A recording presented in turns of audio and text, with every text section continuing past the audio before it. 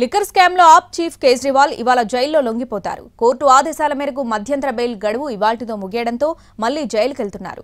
అటు bail petition పై తీర్పును Delhi rows avenue court reserve చేసింది.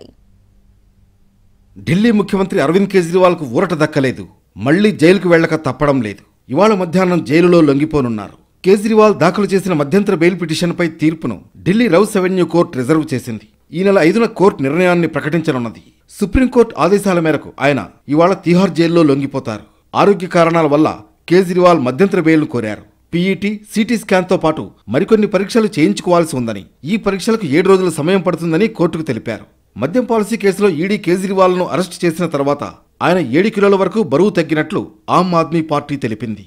పలు ఆరోగ్య కారణాలతో ఆయన ఢిల్లీ రౌస్ అవెన్యూ కోర్టులో పిటిషన్ దాఖలు చేశారు. లోక్సభ ఎన్నికల ప్రచారం సందర్భంగా కేజ్రీవాల్కు జూన్ 1 వరకు మధ్యంతర బెయిల్ మంజూరు చేసింది. మద్యం పాలసీ కేసులో కేజ్రీవాల్ను ఈడీ మార్చి 21న అరెస్టు చేసింది. కేజ్రీవాల్కు నేర చరిత్ర లేకపోవడం, తీవ్రమైన ఆరోపణలు ఉన్నా దోషిగా తేలకపోవడంతో ఆంక్షలతో కూడిన మధ్యంతర బెయిల్ను మంజూరు చేసింది. అయితే సాక్షుల్ని ప్రభావితం చేసేలా ప్రవర్తించవద్దని, ప్రభుత్వ కార్యక్రమాలకు దూరంగా ఉండాలని చెప్పింది.